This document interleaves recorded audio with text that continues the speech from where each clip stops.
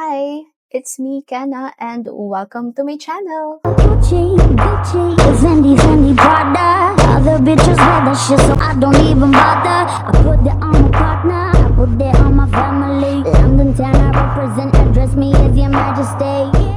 Okay, wala po tayo sa vlog, wala rin tayo sa makeup tutorial dahil as you can see with our title, finally, I am going to do this decluttering video.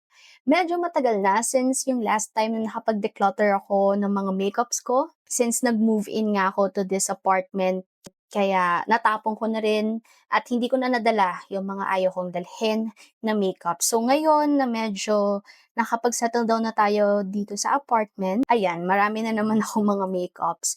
May mga matatagal na dito na hindi ko pa na itatapon. Okay, without any further daldal, simulan na natin to kasi medyo magiging mahaba ang video na to.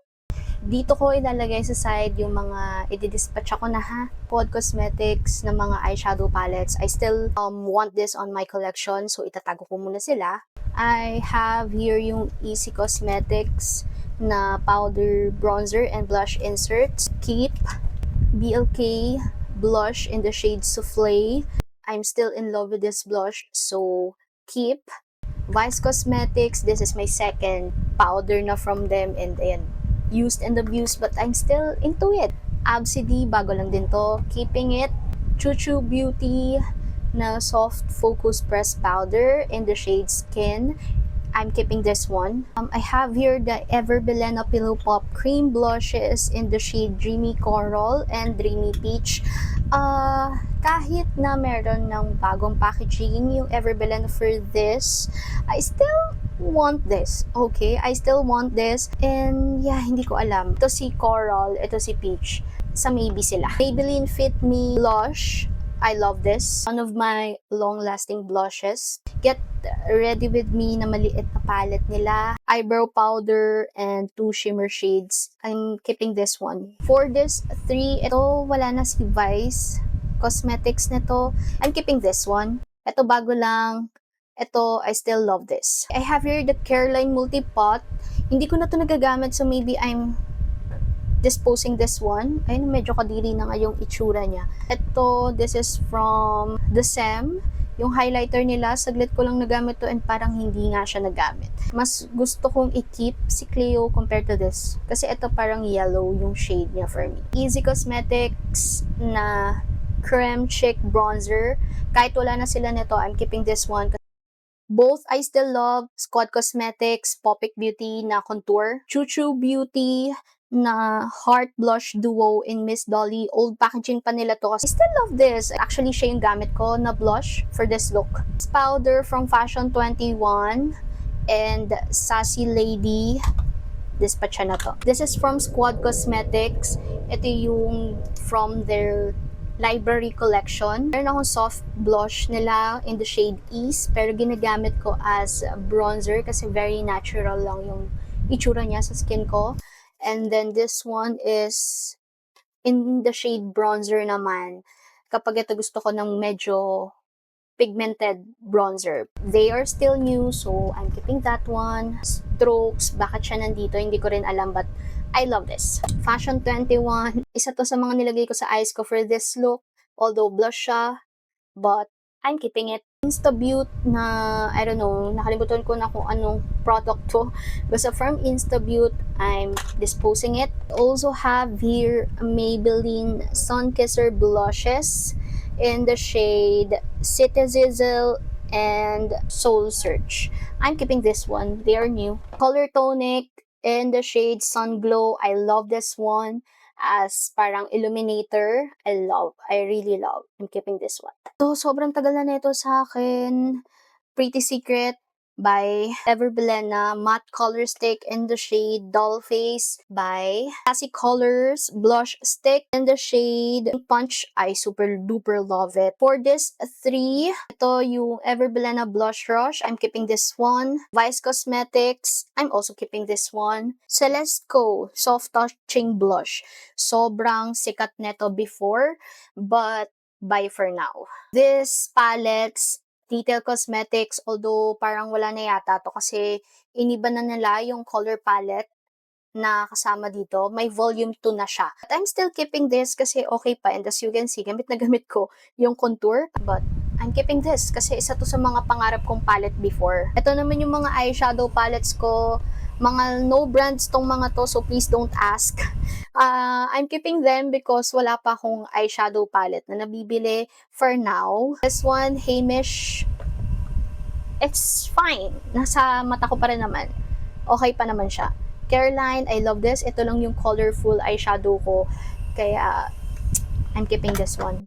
And my Easy palette. There you go. My blush, contour, and then some eyeshadows. Still, dito yan. Nandito na tayo sa aking foundation, BB cream, skin tint, lahat ng base makeup ko nandito. Of course, yung Maybelline Fit Me, I'm keeping that one. BLK, keeping that one. Yan yung base na gamit ko. Dazzle Me, one of my favorite. Keeping this one. Detail Cosmetics, my first love foundation. I'm keeping this one. This one, wala na tong laman, so bye-bye. This one, bye-bye na rin. Although meron pa siyang laman na konti, but too yellow. Code Cosmetics na Air Fix Loose Fixing Powder, bye. Hamish na cushion, bye. This one, naghihiwalay na nga, oh. Dala lang to sa akin, so bye. This one, this is from Pretty Secret. I really love their products even if mura siya. May quality talaga even if mura. Although most of my Pretty Secrets na nasa collection ko ngayon ay padala lang sa akin before, but loving it.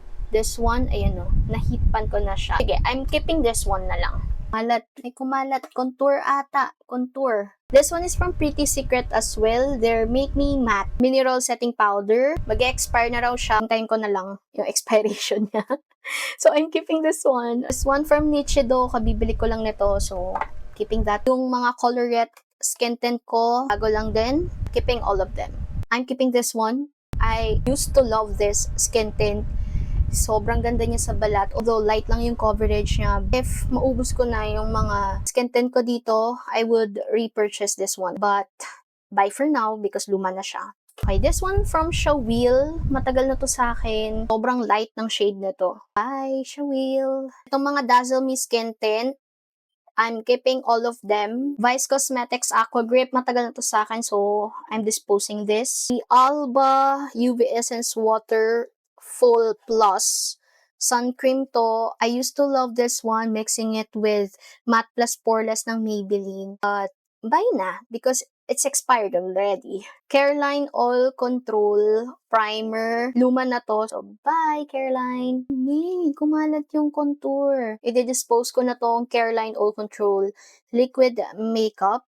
Itong Dazzle Me Super Fine. Siguro sa maybe na lang muna. At least, I still have one primer na pang pores. And last product, bago ko linisan, I White Korea BB Holic Everyday BB Cream. So nostalgic. I have the light.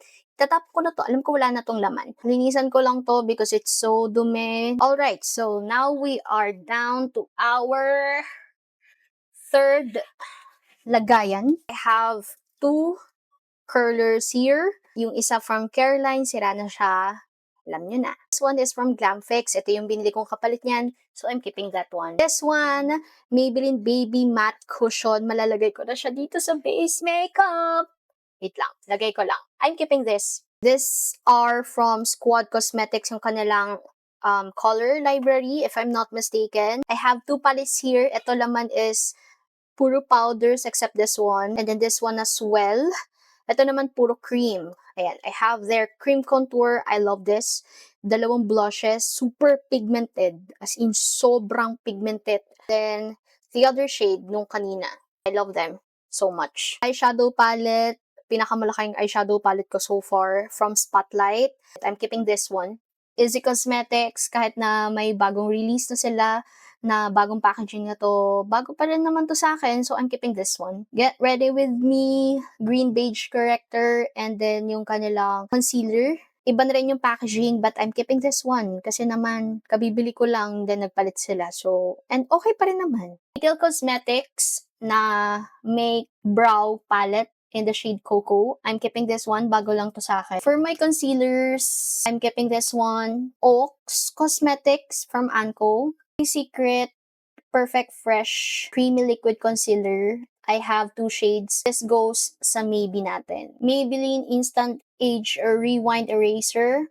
Keeping that one. Dazzle Me, my favorite also. I will keeping this one. Careline by, tignan mo naman yung itsura. Quad Cosmetics, matagal na to sa akin. So, bye. Color Tint Second Base, I'm keeping this one. CC Cosmetics Active Color Corrector. I tried yung Get Ready With Me na Green Beige Corrector.